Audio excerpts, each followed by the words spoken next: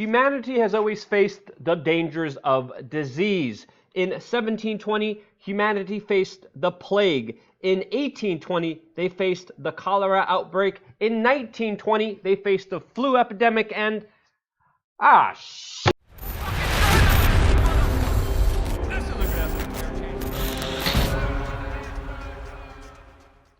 Welcome back, beautiful and amazing human beings. This is Ogrodowski of WeAreChange.org, and in this video, we will be talking about the good, the ugly, the bad, without the fear-mongering about all the latest information surrounding the coronavirus that, of course, everyone in the media is talking about right now. At the end of the video, we're also going to be talking about preventative measures, simple steps, that people could take to prevent the spread of disease and virus that should be done even without this coronavirus scare, with some tips that I didn't even know about that I will be sharing that I definitely would recommend sticking around for. All of this plus a lot more on this independent media organization that is supported by you guys. Since, of course, we're not paid by big pharma like the majority of the mainstream media is. I mean, all you really have to do is look at the advertisement to see who really is in charge of a major mainstream authoritative voice media company that YouTube promotes, while, of course, downranking,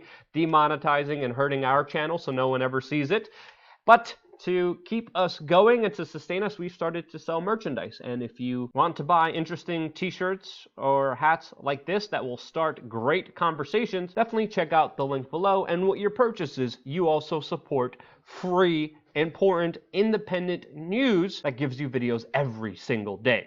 Now, there's been a lot of news surrounding this coronavirus, and I'm going to do my best to try to give you all the evidence and all the information coming from a rational, not fear-mongering perspective, but some of the issues are really important to consider and think about here. So if you do consume this video, please consume this video in its entirety to get both sides of the story, since I will cover some of the bad aspects of this story and some of the more kind of calming, reassuring aspects that you should know about. But so far, we have headlines like this talking about the coronavirus being much more contagious than previously feared before. We are getting information that 18 people so far allegedly have been killed by this new strain of virus that emerged from China, and we're getting information that this virus could be spread through a simple cough, as we're seeing more cases of the coronavirus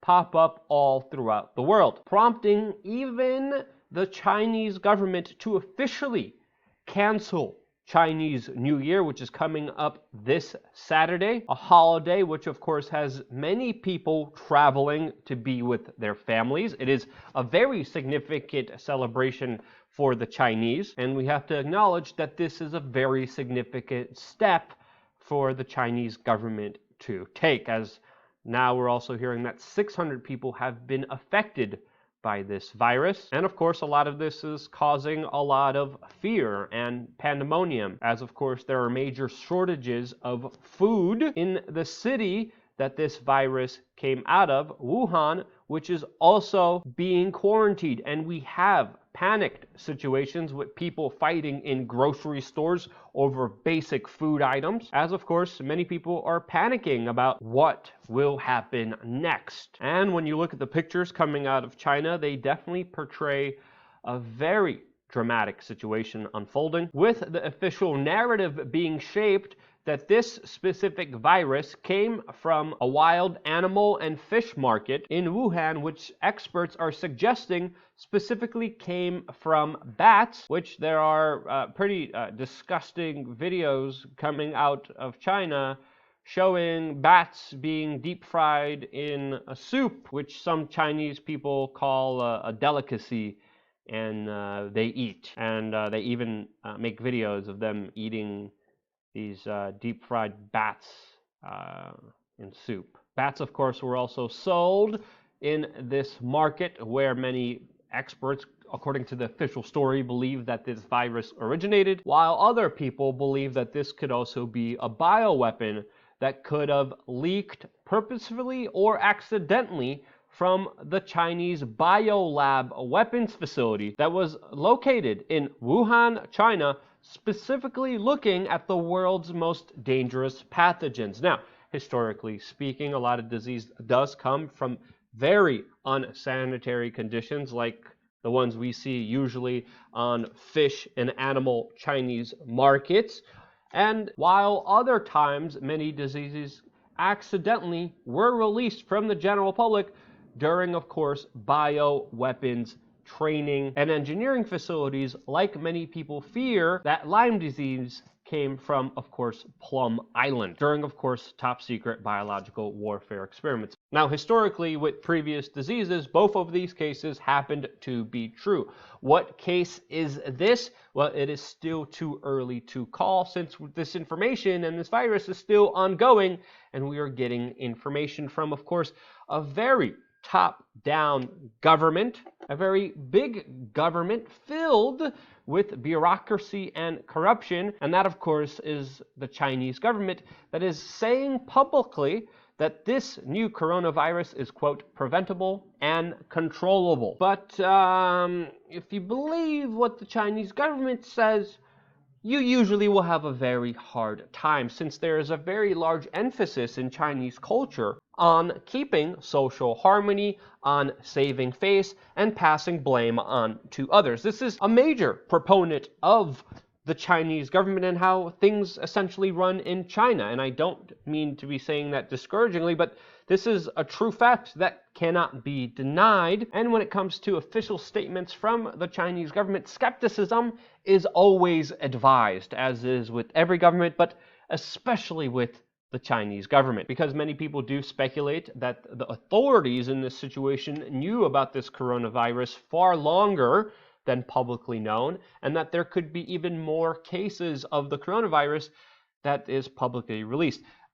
Only when the virus started traveling to other countries has there been any kind of public information about this, which the media has been running with since. But another important factor to understand here is that many Chinese people do not believe in traditional Western medicine. We are seeing the quarantine and the shutting down of just not one city, but multiple cities now in China, essentially being one of the largest quarantine of people in human history. And again, just like Black Pigeon Speak says, actions speak larger than words. And there is mysterious videos showing the city being sprayed with some kind of mystery chemical. The videos that are coming out from the local citizens do show a makeshift quarantine treatment zone that does portray this as a very severe matter that is still unfolding. Now, obviously, this virus is spreading with now 650 cases worldwide of this infection, spreading, of course, to new countries, including the United States, where a patient is being treated by a robot. Passengers are, of course, being hospitalized, as everyone is on high alert about this virus that could mutate and cause more destruction and more death. And already we are seeing confirmed cases in China, Thailand, Taiwan, Japan, Singapore, South Korea, and the United States, with many routine scans all over airports checking to see if passengers have high temperatures. And of course, this would be very alarming for anyone, especially if you're on a plane and you see these dudes touching the foreheads of everyone on the plane and then touching your forehead with it. I mean, this is why some people are saying the screenings, especially at the airports, are pretty much futile. And of course, the United States is urging its citizens to exercise caution, especially if they travel to China. And yeah, new cases are emerging in Scotland and Singapore, but still travel is available from China to the United States. This, of course, also has very severe global economic impacts. But again, many, of course, are worried that the Chinese are significantly underplaying this outbreak. And when it comes to deadly outbreaks, diseases, and viruses and plagues, I think it's always better to be more concerned over them and to take them seriously than not, especially if you look at the history of human existence, which has dealt with a lot of viruses and diseases that many times have a very severe effect on human existence. And the worst one recorded in human history was, of course, the Black Death that happened in 1937. And even though I read off in the beginning of this video the plagues that happened every 100 years, still important to note here that some of the biggest plagues, of course, do not just happen every 100 years, but they are more common than we would think of, especially the latest one that affected especially people in the United States in 1918, and that was the flu pandemic that killed 3% of the world's population. And it is even estimated, because record keeping wasn't as effective, that this flu pandemic killed more people than World War I and World War II. But something to consider since the latest pandemic over 100 years ago is the fact that there was no commercial air travel or factory farming on the scales and large proportions that there is now in 1918. Chronic disease wasn't as common and increasing as it is now, which according even to the CDC has risen from 12% in 1989 to 54% in our current day. Now, when you think about that and just how governments are absolutely incompetent and many times can't even fix the roads, as well as the fact that during the latest H1N1 virus scare, where many governments actually held onto vaccines instead of giving them out, there's a lot to worry about. And obviously, if you just looked at that information, you would absolutely be scared. Family-friendly show here, scared poopless. Freaking YouTube. But there is some things to kind of look at everything, especially in hindsight, to all this kind of information being thrown at you. And one is modern medicine has, of course, improved, especially since the days of the bubonic plague. There are major efforts to stop the spread of this virus, and previous viruses have come and gone and have been effectively wiped out because of preventative measures and medicine. You look at even the avian flu, the bird flu from China, which by the way had a mortality rate of roughly 30%, a very significant virus. And even though that exists, it mainly has been contained. Now, some experts are predicting that this virus could be 10 times as bad as, of course, the 2003 SARS epidemic. This, of course, killed 775 people.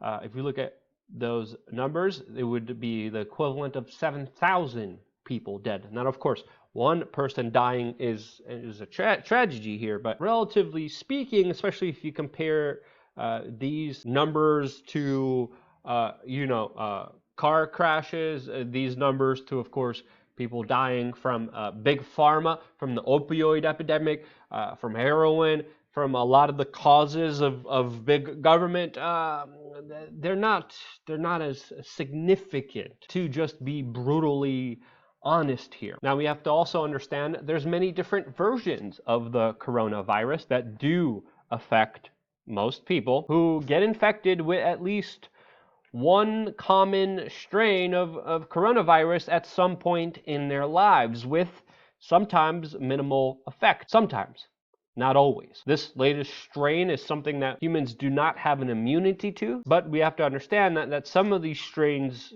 are common, and our bodies, some of them, have immunity to them. Now, of course, a new vaccine is in the works, which of course will also make a lot of people very rich, as of course there's also a patent, yes, a legal patent on the coronavirus, which is set to make many pharmaceutical companies very rich, which of course has a lot of people talking about the possibility of bioweapons, of course this being population control. But again, it is important to question everything, but we really have to start looking at it, and it's not out of the realm of possibility, as many prominent, very powerful individuals like Prince Philip, a part of the royal family, which by the way has very significant power and influence, since many of their family members are connected directly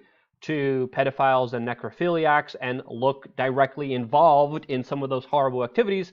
And the police don't even want to investigate them. Now that's power. When you could commit one of the worst human acts in this world, and your status as royalty allows the police not even to look into you. And the UK police have been covering up and not investigating extremely sinister actions by the royal family, which shows you how much power they actually have. And we should always be worried, especially with individuals like Prince Philip, as we mentioned earlier, saying things that should be worrying for everyone, where especially when he said, quote, "If I were reincarnated, I would wish to be returned to Earth as a killer virus to lower human population levels." This, of course, is also a major proponent of global warming. And for some reason, he can't stop talking about being reincarnated as a deadly virus to kill off large portions of the population of the world.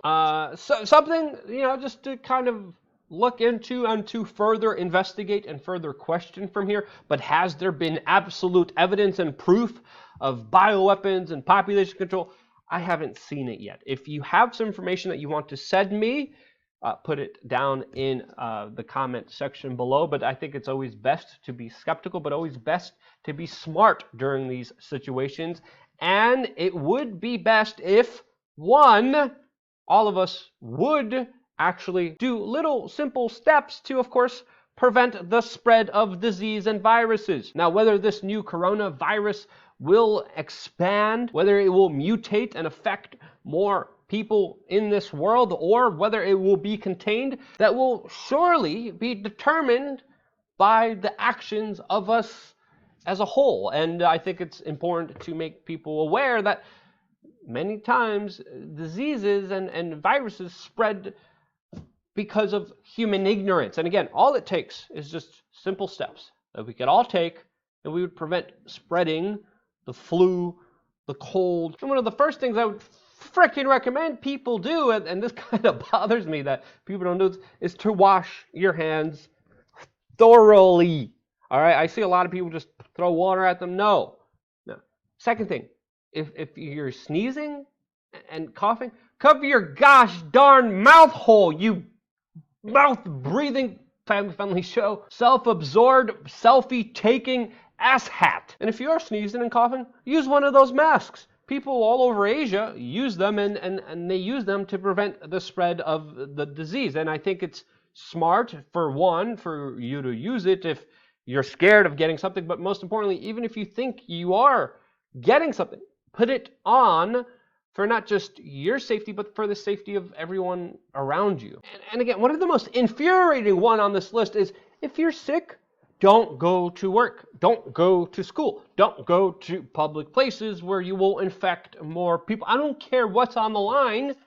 If you're sick, if you're a teacher, if you're a supervisor, if you're a manager, if you see a worker that's sick, send them home immediately. I mean, there's nothing worth the risk of frickin' hurting someone significantly, not even talking about the coronavirus, but talking about other viruses like the flu, because of stupid, artificial, meaningless tasks like school or some meaningless job. It doesn't matter. Go home and frickin' rest and take care of yourself. Another thing really worth considering is using supplements like vitamin D, elderberry, or antioxidants, which would be best if you actually got through the real natural way of getting them, with a very rich diet, and also being in nature, being in sun, being out there, not in these cluttered cities filled with bacteria, otherwise known as bureaucratic agents of the state. And again, with the vitamins, I am not a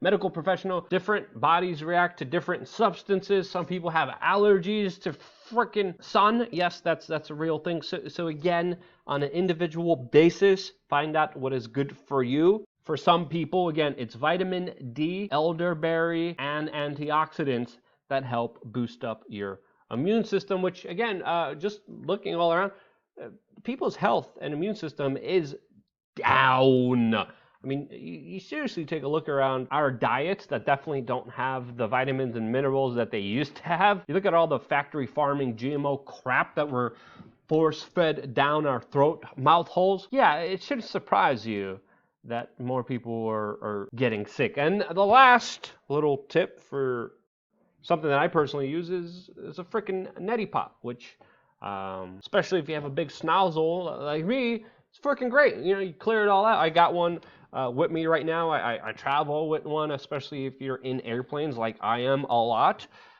Supplements, good diets, and you know, the little neti pot has been freaking incredible. Oh yeah, last one. Also, get some sleep.